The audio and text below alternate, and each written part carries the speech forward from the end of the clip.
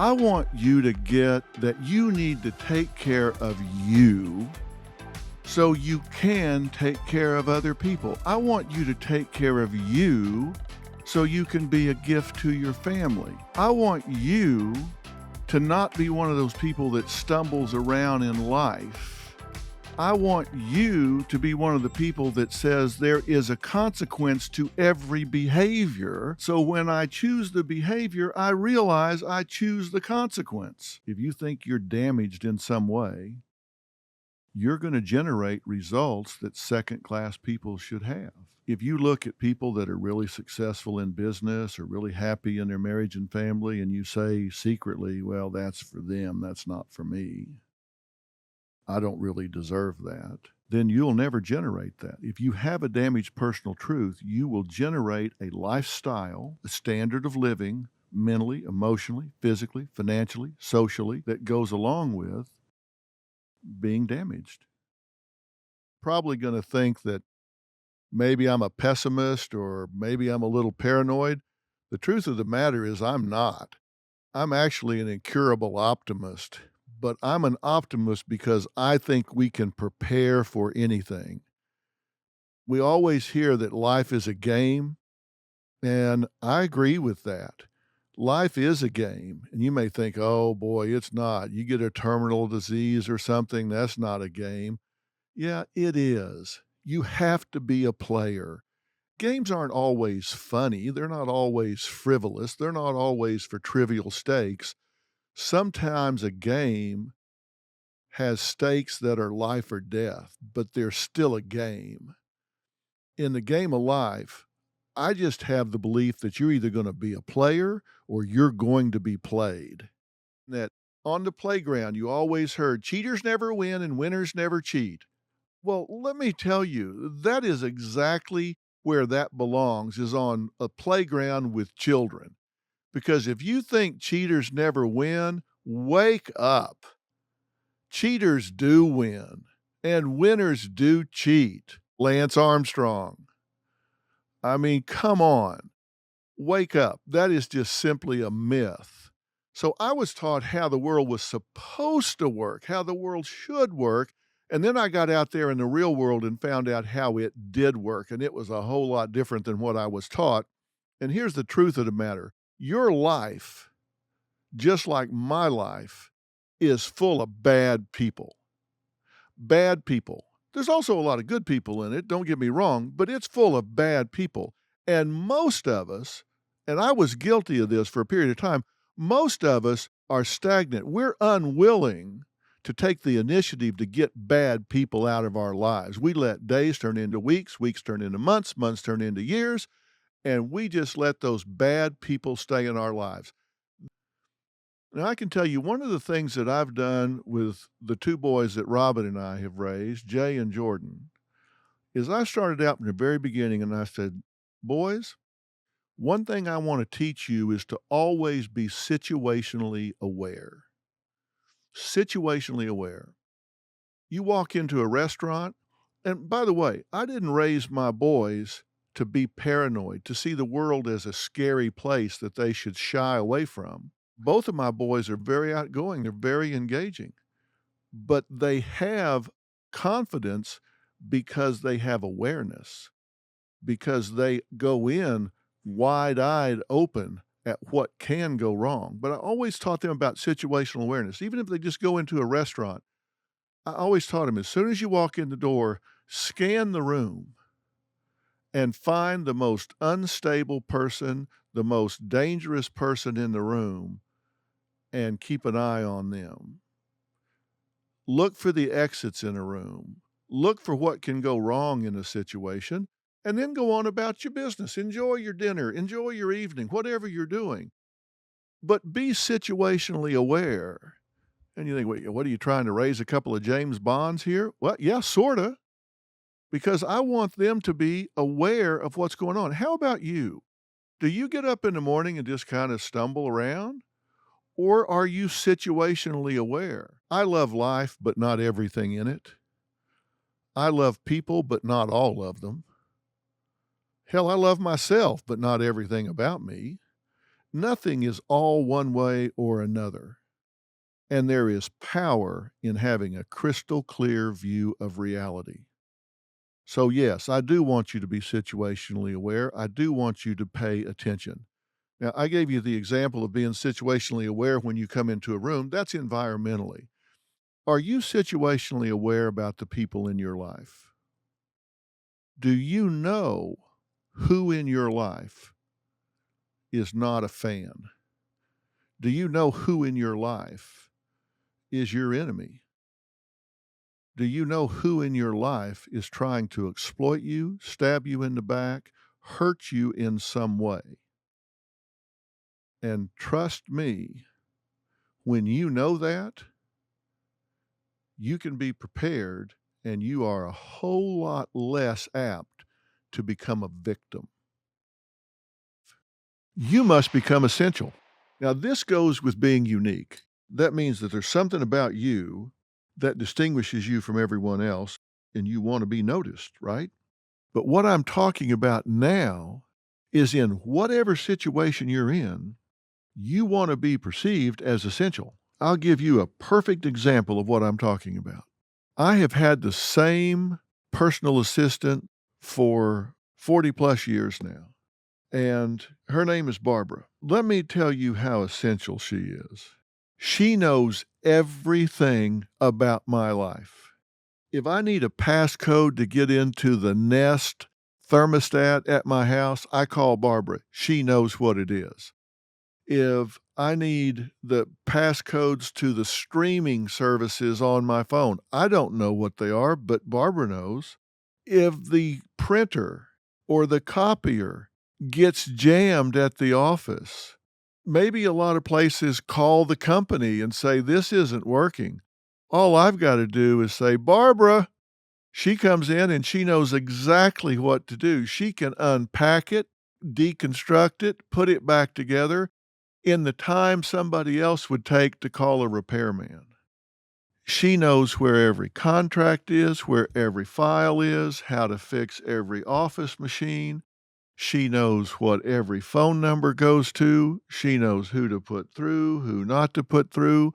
She is essential. It's like you would feel if you lost your phone. If Barbara took a week and just went totally off the radar, I guess they'd just have to put me in a medically induced coma. She knows everything. She is essential. And if somebody said, "Well, you're going to have to cut back here, you're going to have to get rid of some employees," she would be last on the list because she is essential in so many different areas. She is a jack of all trade and a master of most. She is essential, as opposed to somebody that maybe is a specialist, somebody they do this job or they do that job. She has made herself essential.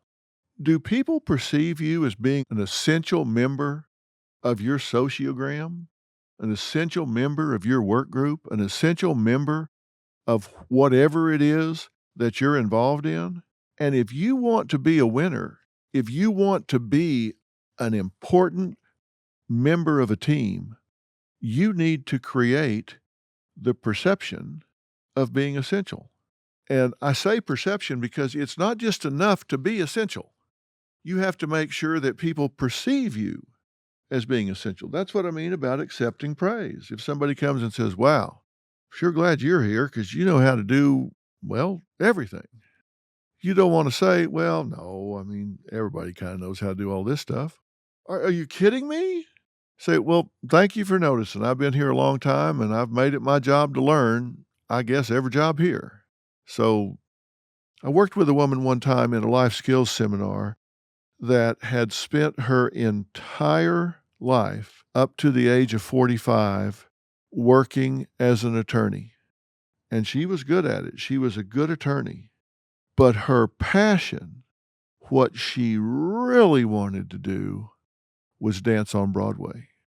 That was her dream as a little girl. It was her dream in junior high, high school, college. She wanted to dance on Broadway. I said, "Why did you not?" She said, "Well, life got in the way." My dad was an attorney. My grandfather was an attorney. My mother was a paralegal. Just our family were lawyers. That's just what we did. I was expected to be a lawyer. When I got through with school, I was expected to go join my father's law firm, and I just did what I was expected to do. And everything I do, I try to do well, so I was good at doing it. And now I'm 45 years old. Have you ever seen a 45-year-old dancer on Broadway? And I said, well, I don't know. I've never checked their IDs, but probably you're right. I don't know. It seems to be probably a young person's thing. And she said, well, so I guess I'm screwed. I said, well, maybe not. And so we worked on that and said, okay, what is it you love about this concept of dancing on Broadway? So well, I just love the creative parts of it, the expressive parts of it, the choreography, the costumes, the just everything about it is what I wanted all my life. I said, well, have you ever thought about teaching dance in your community theater? Well, no. Well, let's think about that and jump ahead in the story 2 years. Being a very skilled dancer, she volunteered in the community arts program. She became the head choreographer, and the first thing that she worked on was the Nutcracker for the Christmas program. And when I saw her 2 years later, and she had 20 or 25 young girls that she was working into this wonderful program that they were putting on, and you couldn't even get her feet on the ground. She was so fulfilled by finding a way to get that real currency. And most of these girls were from underprivileged homes. And her career as an attorney allowed her to buy every one of them the shoes they needed to dance, the tights they needed to dance, the leotards they needed to dance. She found a way to take what she had spent her life doing that she wasn't passionate about and use it to fuel what she was passionate about. And I asked her, I know this is a substitute. I know this isn't dancing on Broadway, but does it come close? And she said, the first time I sat on the side of the stage and watched those 22 little girls run out onto that stage and do what they did, it was my opening night. So she found a way to get her currency, to get her dream, even at 45 years of age. How about you? You have to decide that you will not take no for an answer. Don't tell yourself no. Don't let somebody else tell you no. And don't decide there is only one way to get the currency you want. Telling you that if you want to be a winner, one of your items in the playbook is you deal with the truth. You don't lie to yourself. But that's not as intuitively obvious as it may seem, because we tend, through something called perceptual defense, to screen out things we don't want to see, we don't want to hear, and give our brain access to only those things that don't upset us. And you have to consciously overcome that. Now, let me talk about what I mean by that. And I guess it boils down to this. When you think about it, don't you know the truth when you hear it? Let's say you are really worrying about something. You're really worrying about a test result from a doctor. You're really worrying about your kids out on an icy road or something, and you're really worrying about it. And your friends are there, and they're coming by and patting you on the back of the head saying, "Oh, it's gonna be fine. Oh, it's gonna be okay. You know, everything's gonna be fine." Does that really make you feel better? Because it doesn't me. It's never made me feel better. What makes me feel better is somebody that comes by and says, "Okay, let's think this through.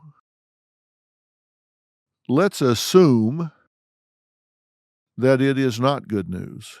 What's our next step? If it comes back positive, what does that mean? What do you do? Monsters live in the dark. Let's turn the lights on and see what we have to deal with here. I will say that I have saved the item for last, that if you mismanage it, can have the most devastating effect on your life. You must pick your battles and never let your opponent have control. You must pick your battles and never let your opponent have control. Now, let me talk about what I mean by pick your battles. Don't ever get in a fight that you don't need to fight. There are a lot of people that they just can't pass up a good fight. Argument, they just don't realize or recognize they don't have to react just because they can. There might be something going on at school with the teachers or the PTA. There are 500 students in the school, which means there are probably 750 parents. You don't have to be the one that fights that battle. Don't ever fight a battle that you don't have to fight. Now, you can think, okay, Dr. Phil, what you're saying is be a passive bystander. What if everybody takes this attitude? Well, if you look around and nobody is stepping up, then that's a battle you need to fight. You don't need to be the one that charges every machine gun nest first every time. You don't need to be the one that puts yourself at risk every single time. Don't fight a battle you don't need to fight. Fight your fair share, contribute, support, but you don't need to be the first one through the door every single time there's going to be a conflict. Don't ever fight a battle that you don't know you can win. Now, again, you're probably saying, oh, wait a minute. What are you saying here? I'm saying if you can't win the battle, don't fight it. Why fight a battle that you cannot win? Again, I'm not telling you how the world should work. I'm telling you how the world does work. Why fight a battle you can't win? If you know that you cannot win this debate, this argument with your boss, then why do it? Go at it another way. Find another approach. Co-opt him or her into your way of thinking. But don't choose to engage in a battle that you cannot win.